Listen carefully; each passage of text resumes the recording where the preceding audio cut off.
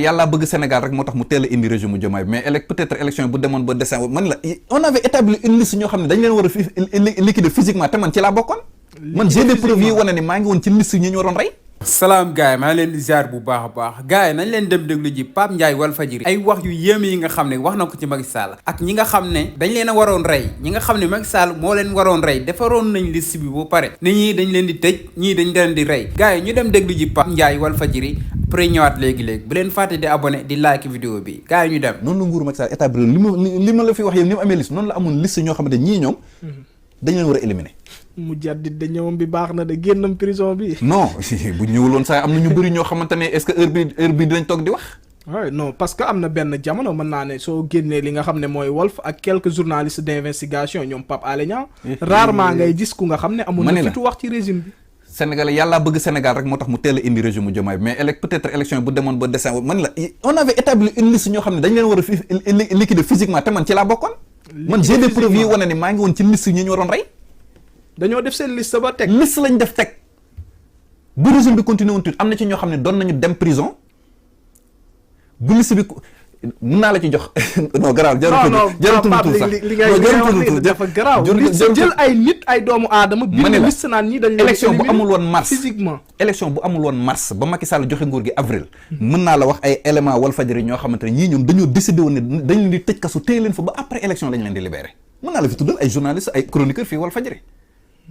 tout comme aussi noonu la ñu defaree woon liste ñoo xamante ne dañ leen waroon éliminer. te décembre yëgseegul ba léegi.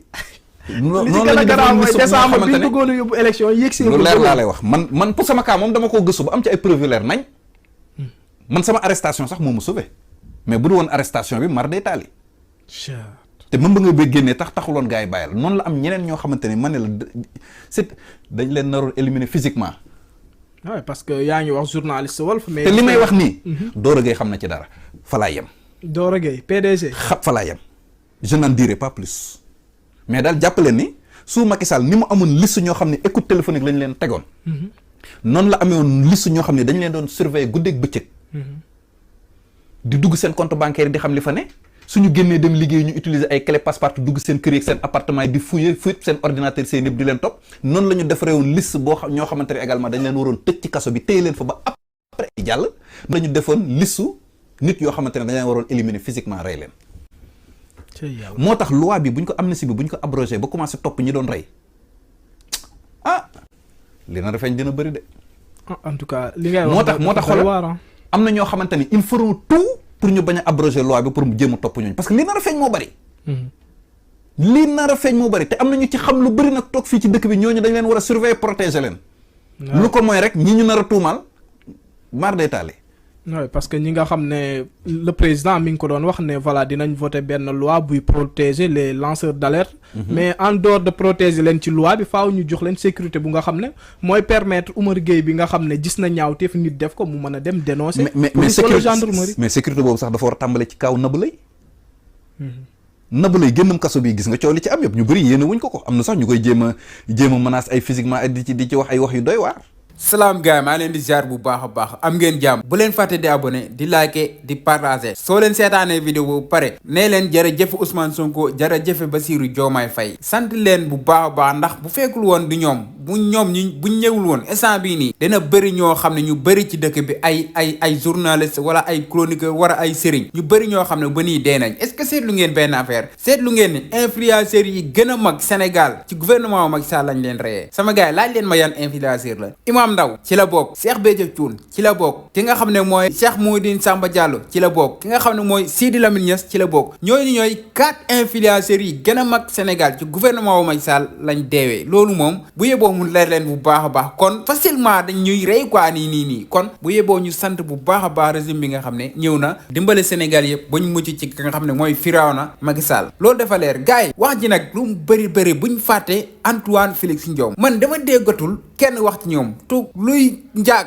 Antoine mooy njaag moo nekkoon ministre de l'intérieur moo doon commandé def leen lii gis ngeen taayu manifestation dañuy def seeni complot ba pare mu jiitu fa ñi nga xam ne ñoo war a sauver ñooñu noonu mu jiitu def ay communication jaxase nit